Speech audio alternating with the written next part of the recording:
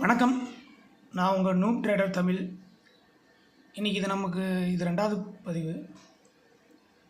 So morning நாம் already பார்த்த மாதிரி தான், எதிர்பார்த்து தான் நடந்திருக்கு. ஸோ இதுக்குள்ளார ட்ரேட் ஆகும்னு நினச்சோம். 1 ஹவரில் பார்ப்போம்.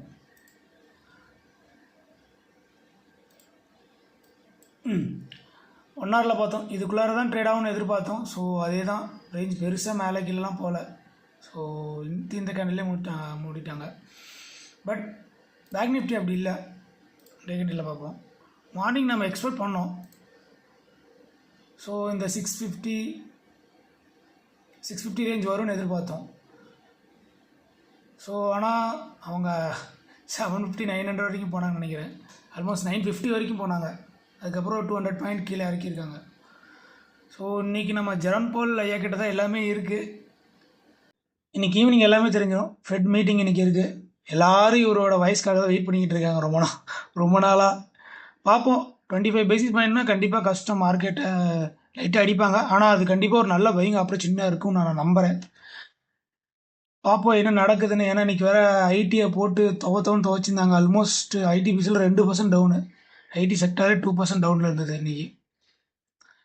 ஸோ நல்ல சார் கீழே விழுவுறதுக்கு வாய்ப்பு இருக்குது. பார்ப்போம் என்ன நடக்குதுன்னு.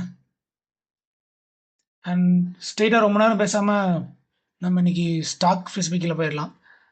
இன்றைக்கி ஃபஸ்ட்டு ஸ்டாக்கு ஸ்பைஸ் ஜெட்டு. மோஸ்ட்டாக யாரும் இந்த பெனி ஸ்டாக் யாரும் பெருசாக நம்ம ஹோல்ட் பண்ணுறதில்ல. பட் இருந்தாலும் இந்த நியூஸ் ரொம்ப ஆச்சரியமாக இருந்தது. அது என்னென்னா, ஸ்பைஸ் ஜெட் பார்த்தீங்கன்னா நமக்கெல்லாம் எத்தனை பேர் ஒர்க் பண்ணியிருக்கோம்ல, ஒர்க் பண்ணவங்க எல்லாருக்குமே டிடிஎஸ் பிஎஃப்னு பிடிப்பாங்க. இந்த காசு எதுவுமே கொடுக்காமல் வச்சுருந்துருக்காங்க. லைக் 350 crores அவங்க கொடுக்கல. இது உண்மையாக பெரிய அமௌண்ட்டு.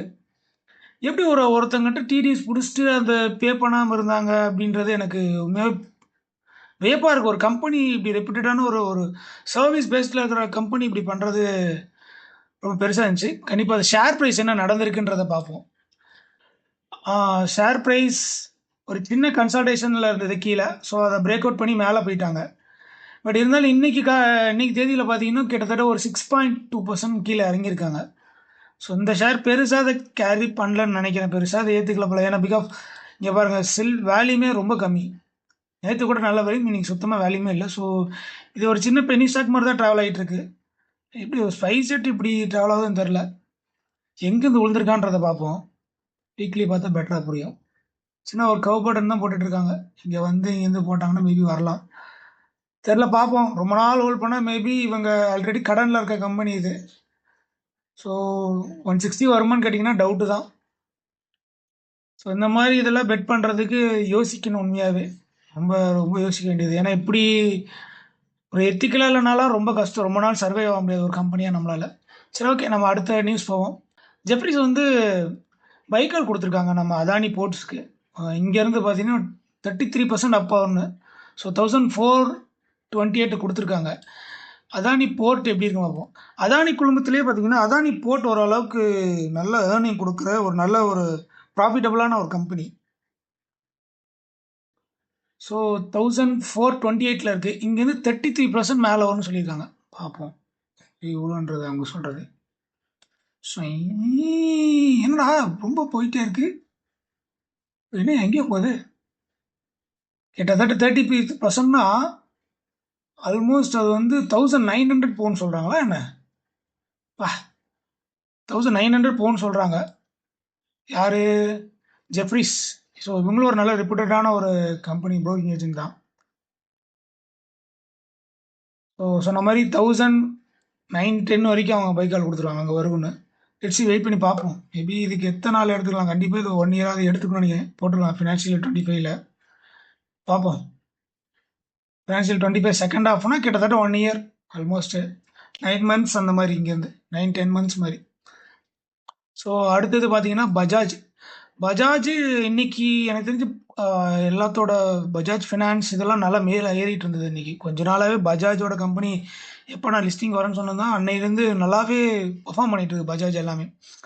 பட் பஜாஜ் ஆட்டோவுக்கு சிஎல்எஸ்ஏ டவுன்கிரேட் பண்ணியிருக்காங்க. இது என்ன ஒரு விஷயம்னா, டவுன்கிரேட் அவங்க பண்ணது பார்த்தீங்கன்னா நியர்லி 7000 கோர்னு சொல்லியிருக்காங்க. அது கிட்டத்தட்ட 4000 கம்மியாகிற மாதிரி. அது நியர்லி 40% கம்மியாகிற மாதிரி இருக்குமே. 40 இல்லை, 30% 20% கம்மியாகும்னு நினைக்கிறேன். ஷேர் ப்ரைஸில் ஏதாவது நீங்கள் மாற்றம் இருக்கான்னு பார்ப்போம். எஸ், அது அஃபெக்ட் ஆகிருக்கு. லைக் 1.5% தான் அஃபெக்ட் ஆகிருக்கு. ஆனால் உச்சியிலேருந்து விழுந்திருக்கான். இது வந்து ப்ரோக்கரேஜ் சொல்லியிருந்தனால இருந்துன்னு சொல்லியிருந்தா அட்லீஸ்ட் இதுக்காவது வந்திருக்கணும். அட்லீஸ்ட் ஒரு 11,200 வந்திருக்கணும். பட் அவங்க சொன்னது எங்கே இருக்குது தெரியுமா? 7,000ன்றது இயர்லி. அவங்க இன்னைக்கு இருந்து சொன்னா இன்னைக்கு ஆக்சுவலாக இன்னைக்கு ஓப்பன் ஆகி அதெல்லாம் கண்டுக்கல. அவன் ஆக்சுவலாக நியூ ஹை வச்சுருக்கான்.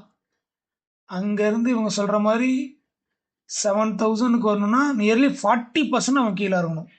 வாய்ப்புகள் இருக்கான்னு கேட்டிங்கன்னா எனக்கு தெரிஞ்சு இல்லைங்க. ரொம்ப ரொம்ப கம்மி தான். 40% கீழே விழுவானா அப்படின்னு எனக்கு தெரில. பட் யோசிச்சு பாருங்க, ஆல்மோஸ்ட் இந்த 1 இயரில் அவன் ரிட்டர்ன் மட்டும் பாருங்க. இங்கேருந்து லைக் ஒரு டிசம்பர் வச்சுப்போமே, ஜனவரி இங்கேருந்து எடுத்தீங்கன்னா 81% ரிட்டர்ன் கொடுத்துருவாங்க. ஒரு ஒரு லார்ஜ் கம்பெனி ஒரு 81% 1 இயர், அதுவும் ஸ்டார்டிங்லேருந்து நியர்லி ஒரு 9 months ரிட்டர்ன். 250 days தான் அங்கே பார்த்தீங்கன்னா டேஸ் மேலே இருக்குது.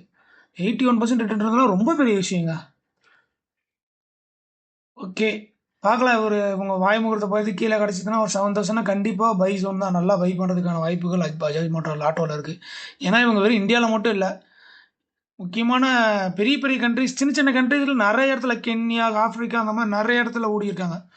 ஸோ கீழே அந்த ரேட்டில் கிடச்சிதுன்னா வாங்கலாம், தப்பே கிடையாது என்னை பொறுத்த வரைக்கும்.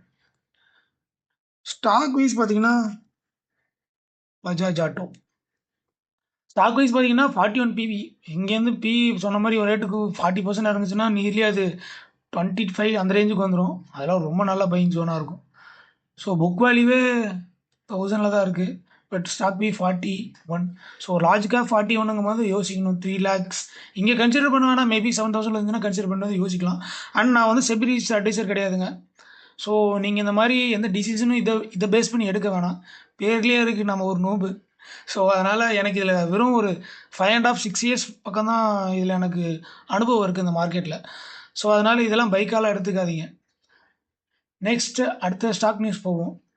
என்டிபிசி வந்து பார்த்தீங்கன்னா ஒரு ஜாயிண்ட் வெஞ்சர் போடுறாங்க. ஆக்சுவலாக இது நம்ம இதிலே பட்ஜெட் மீட்டிங் அப்பயே நிர்மலா சீதாராமன் போட்டு சொல்லியிருந்தாங்க, நியூக்ளியர் பவர் பிளான் நம்ம வந்து கான்சன்ட்ரேஷன் பண்ண போகிறோம் என்டிபிசி வச்சு அப்படின்னு. ஸோ இதில் என்னென்னா என்பிசிஐஎல் கூடயும் என்டிபிசி சேர்ந்து ஒரு ஜாயிண்ட் வெஞ்சர் அமைக்கிறாங்க. இதில் என்பிசிஐஎலுக்கு வந்து 51% ஸ்டேக்கும், என்டிபிசிக்கு 49% ஸ்டேக்கும் இருக்கும். இது எங்கன்னா ராஜஸ்தானில் வைக்கிறாங்க இந்த கம்பெனியை. ராஜஸ்தானில் வந்து நிறுவ போகிறாங்க. ஸோ இது ஒரு நல்ல நியூஸாக இருக்கும். ஸோ இந்த நியூஸ் ஏதாவது என்டிபிசியில் ட்ரிகர் பண்ணியிருக்கான்னு பார்ப்போம். என்டிபிசி பெருசாக இல்லைங்க. ஸோ உச்சியெல்லாம் இருக்கிறதுனால பெருசாக இல்லை. ஆனால் ஆல்ரெடி பாருங்கள் நல்ல ரேலி. இது சொல்லணும்னு அவசியமே இல்லை. கவர்மெண்ட் செக்டர் பயங்கரமாக ரேலி ஆகிருக்கு. பட் வேல்யூவேஷன் படி பார்ப்போம்.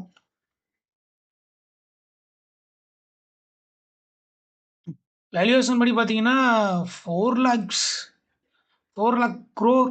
ஆனால் பி பார்த்தீங்கன்னா 14 தான். 18 தான். ஸோ ஃபேஸ் வேல்யூ 10 இருக்குது. டிவிடெண்ட் 1% கொடுக்குறாங்க.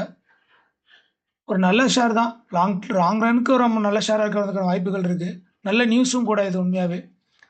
ஸோ அடுத்தது நேற்று நம்ம பார்த்துருந்தோம்.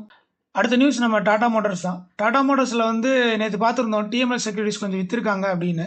அது எவ்வளோன்னு பார்த்தீங்கன்னா கரெக்டாக சொல்லணும்னா 1,14,00,000 ஆர்டினரி ஷேர்ஸ் விற்றுருக்காங்க. Tata Motors ordinary share. So இது ஏன்னா டிவிஆராக கன்வெர்ட் பண்ணுறாங்கல்ல. டிஎம்எல்லும் பார்த்தீங்கன்னா ஆக்சுவலாக அது வந்து டாடா மோட்டார்ஸ் வந்து தான். ஸோ ஏன் விற்றுருக்காங்கன்னா இங்கே பாதி பேருக்கு வந்து இப்போ 10 ஷேர் வச்சுருந்தா 7 ஷேர் கிடைக்கும் டாடா மோட்டார்ஸ். பட் பாதி பேர் பார்த்தீங்கன்னா 11 ஷேர் 12 ஷேர் அந்த மாதிரி வச்சுருப்பாங்க. இப்போ அந்த 2 ஷேருக்கு என்ன பண்ணுவாங்க, அந்த அமௌண்ட் அவங்க வந்து கொடுத்தாகணும். அதுக்காக இந்த ஷேரை விற்று அந்த அமௌண்ட்டை கொடுக்குறாங்க, வேறு எதுவுமே கிடையாது. ஸோ அதனால் விற்றுருக்காங்க. ஸோ ஆக்ஷன் எடுக்கிறதுனால மேபி எனக்கு தெரிஞ்சு நான் எங்கேயோ ஒரு இடத்துல படித்தேன் 19th வரும்னு. பட் இன்றைக்கி 18th. ஹோப் நாளைக்கு வரும் நான் நம்புகிறேன். பார்க்கலாம்.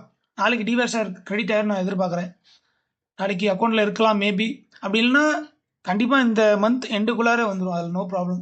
அதில் எந்த விதமான டவுட்டும் கிடையாது. இன்னும் ஒரு 10 days கண்டிப்பாக வந்துடும். ஏன்னா அது விற்றுட்டாங்க.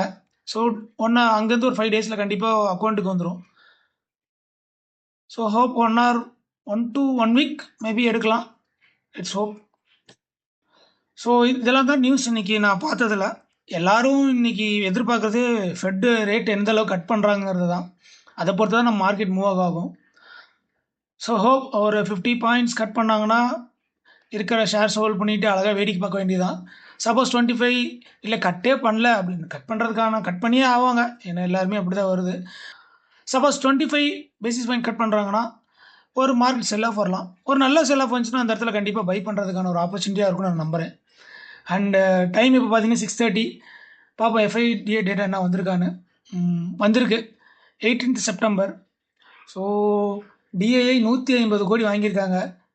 எஃப்ஐஐ 1153 கோடிக்கு வாங்கியிருக்காங்க. ஆல்மோஸ்ட் 1000 கோடி எக்ஸ்ட்ரா வாங்கியிருக்காங்க. மேபி எல்லாமே பேங்க்கில் வாங்கியிருப்பாங்க நான் நினைக்கிறேன். சொன்ன மாதிரி எல்லாமே ஏறினது கவனிச்சிங்களா இல்லையான்னு தெரில. மேக்ஸிமம் ஏறினது எல்லாமே பெரிய பேங்க்ஸ் லைக் ஹெச்டிஎஃப்சி. இன்றைக்கி ஹெச்டிஎஃப்சிலாம் ஆல்மோஸ்ட் இன்றைக்கி ஹெச்டிஎஃப்சி பார்த்தீங்கன்னா 1700 வந்துருச்சு. ஆல்மோஸ்ட் வந்துருச்சு. ரவுண்ட் பட்டம் போட்டு மேலே வந்துட்டுருக்காங்க. ஸோ இன்றைக்கி ஏறினது எல்லாமே பார்த்தீங்கன்னா private sector banks like ICICI bank, HDFC bank இந்த மாதிரி செக்டர்ஸ்லாம் நல்லா மேலே ஏறியிருக்காங்க இன்றைக்கி. பார்க்கலாம் ஃபெட் என்ன ரேட் முடிவு பண்ணுறாங்கன்றது பொறுத்து தான் இருக்குது. ஸோ ஹோப் இன்றைக்கி வீடியோ உங்களுக்கு பிடிச்சிருக்குன்னு நான் நம்புகிறேன். சப்போஸ் ஏதாவது குறை இருந்ததுன்னா அது கமெண்ட்டில் தெரிவிங்க.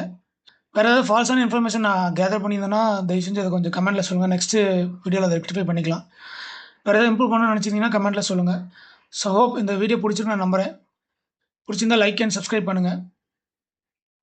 இன்னொரு வீடியோவில் சந்திப்போம். பாய்.